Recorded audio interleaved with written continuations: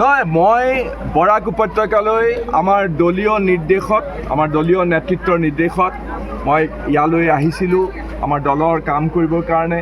আৰু আজিৰ দিনটোত সমগ্ৰ অসমতে আমাৰ কংগ্ৰেছ দলে এই জল জীৱন মিছন নামৰ যিটো আটাইতকৈ ডাঙৰ সৰ্বকালৰ ইতিহাসৰ যিটো এটা স্কেণ্ডেল, যিটো এটা এই জয়ন্ত মল্ল বৰুৱাই অসমত যি ধৰণে জয়ন্ত মল্ল বৰুৱাই এই জল জীৱন মিছনৰ নামত বৃহৎ সৰ্বকালৰ বৃহৎ এক দুৰ্নীতি কৰিছে, সেই দুৰ্নীতিক উদঙাই দেখুৱাবৰ কাৰণে আজি কংগ্ৰেছ দলৰ সকলো কৰ্মীয়ে চাৰিওফালে অসমত আজি ধৰ্মঘট কৰিছে, ধৰ্ণা কৰিছে।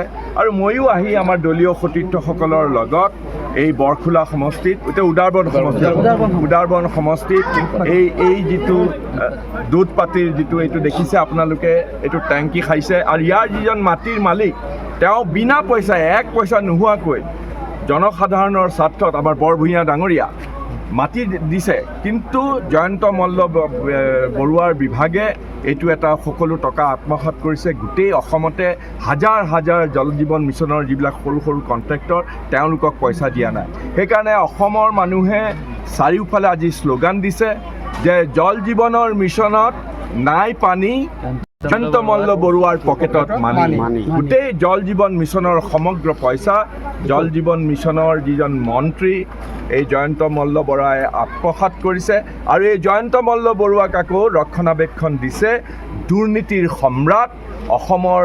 আজি আমাৰ দুৰ্ভাগ্য যে গোটেই ভাৰতবৰ্ষৰ আটাইতকৈ দুৰ্নীতিপৰায়ণ মুখ্যমন্ত্ৰী হিচাপে কুখ্যাত হোৱা এই হিমন্ত বিশ্ব শৰ্মাই তেওঁৰ সোঁৱে বায়ে থকা মাত্ৰ 4জন মন্ত্ৰীক লগত লৈ যিটো দুৰ্নীতিৰ পোহাৰ মেলিছে, দুৰ্নীতিৰ সাম্ৰাজ্য গঢ়িছে। আৰু এই সাম্ৰাজ্যৰ আটাইতকৈ ডাঙৰ অংশীদাৰ হ'ল এই জয়ন্ত মল্ল বৰুৱা। গতিকে আজি জয়ন্ত মল্ল বৰুৱাৰ এই জল জীৱন মিছনৰ যিটো প্ৰহসন, সেই প্ৰহসন উদঙাই দিবৰ কাৰণে আমি আজি সকলো কংগ্ৰেছ কৰ্মী সমবেত। ইয়াতে এই প্ৰকল্পটো কি দেখিছে, কিমান কাজ হৈছে? কোনটোত?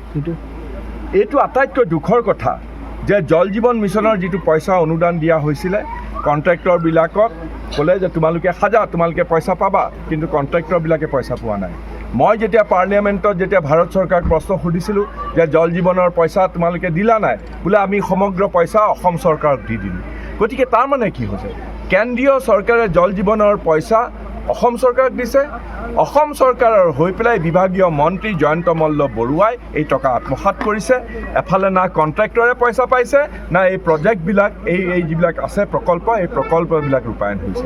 গতিকে তেওঁলোকৰ যিটো ডাঙৰ শ্লোগান ঘৰ ঘৰ নল ঘৰ ঘৰ জল, এইটো আটাইতকৈ শতিকাৰ আমাৰ অসমৰ আটাইতকৈ এটা ডাঙৰ প্ৰহসন বুলি পৰিগণিত হৈছে।